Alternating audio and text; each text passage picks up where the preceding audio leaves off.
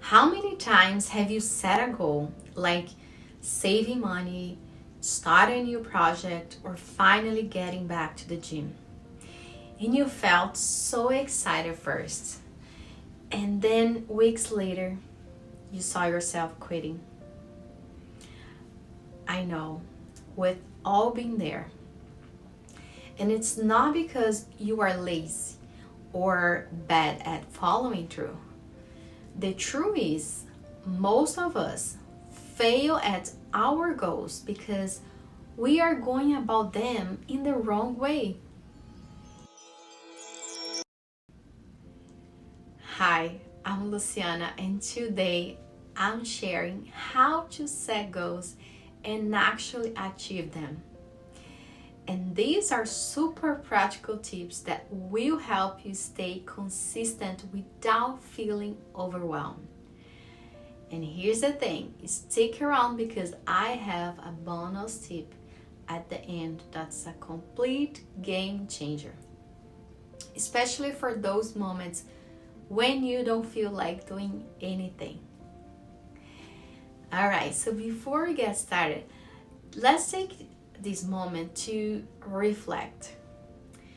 What's one goal you have been putting off? Maybe it's starting a side hustle, getting in shape, or just finding more time for yourself. Take a moment and drop here in the comments. I would love to hear about your goal because let's be real, we have all had those times when we set a goal but life got in the way and we couldn't keep up. I've been there too, more times than I can count. But here's the thing, it's not about failing, it's about your approach. And with a few simple shifts, you can actually make progress and stick with them. And the first step is set SMART goals. Let's start with the basics. Most goals fail because they are way too vague. People say, I want to get healthier. It's not a goal, it's more like a wish. Now let's start with the foundation of any successful goal. Clarity. Without clarity, even the best intentions can lead nowhere.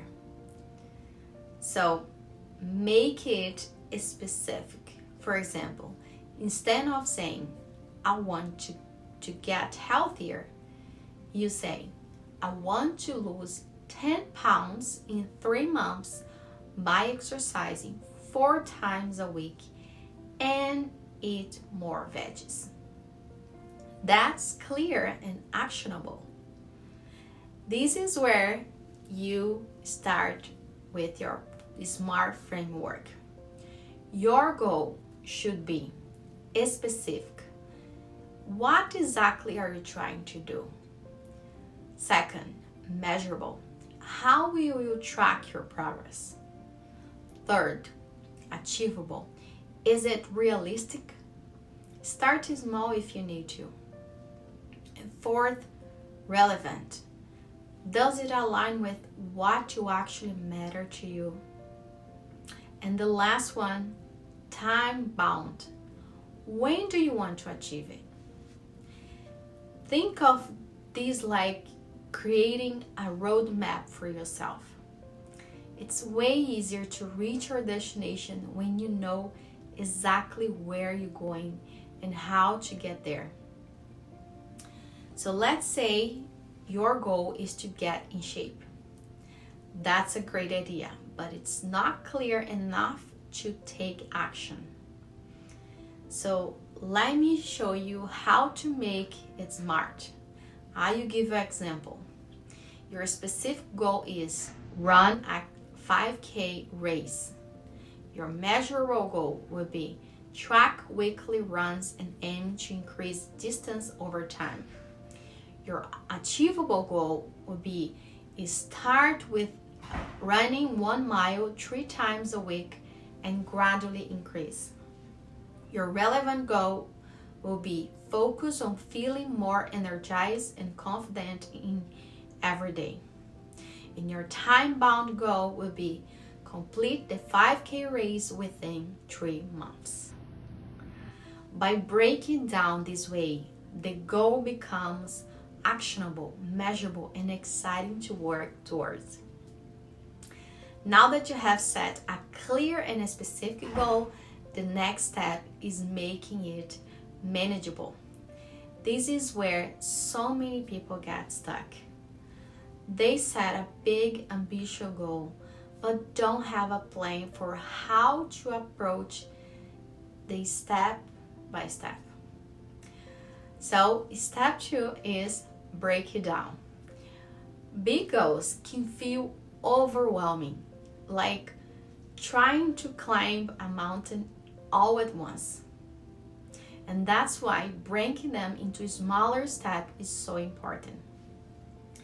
Let's say your goal is to save $5,000 this year.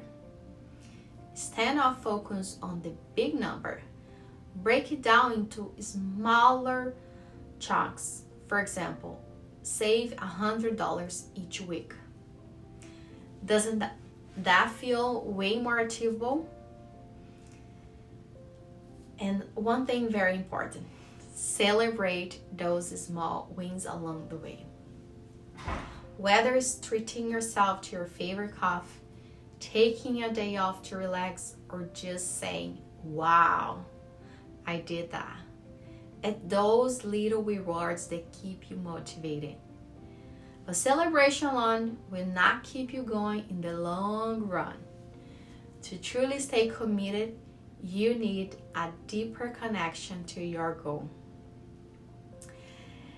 And that's where understanding your why comes in. It's the driving force behind everything you do. So step 3 is know your why. This is a big one. If your goal doesn't light you up inside, it's going to feel like a chore. And let's be real, nobody likes chores. So ask yourself, why does this goal matter to me? Is getting fit about looking good, or is it about having the energy to enjoy your life? Is saving money about the number, or is it about creating the freedom to travel or invest in something you are passionate about? So, write down your why and put it somewhere you see every day. You can put it in your fridge, your mirror, or even a reminder on your phone. Trust me, when the challenging days come, having that emotional connection will keep you going. Alright, but even with a strong why, you need more than motivation to make consistent progress. And this is where you apply system. So they turn your goals into daily habits that keep you moving forward no matter what. So step 4 is build a system, not just a goal. And here's the thing, goals are great for direction, but systems are what actually get you there. Let me explain.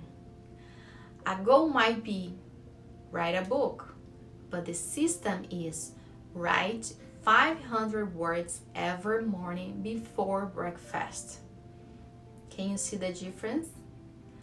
James Clear says it in his book, Atomic Habits.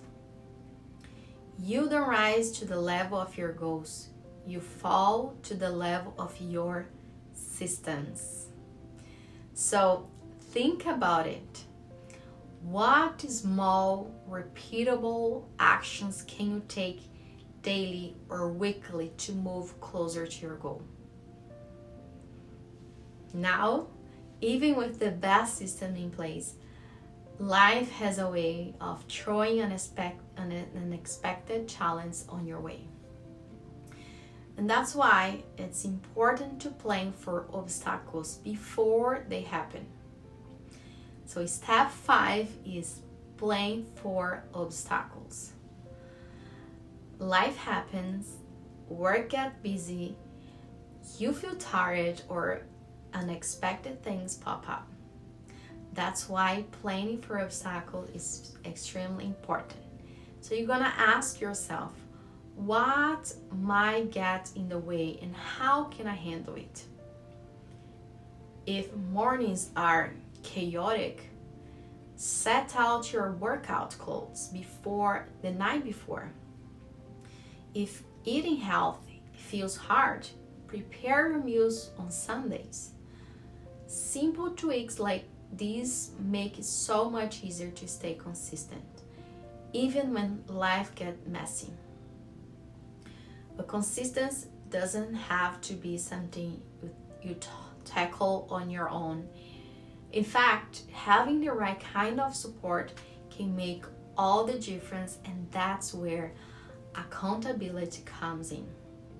So step 6 is stay accountable.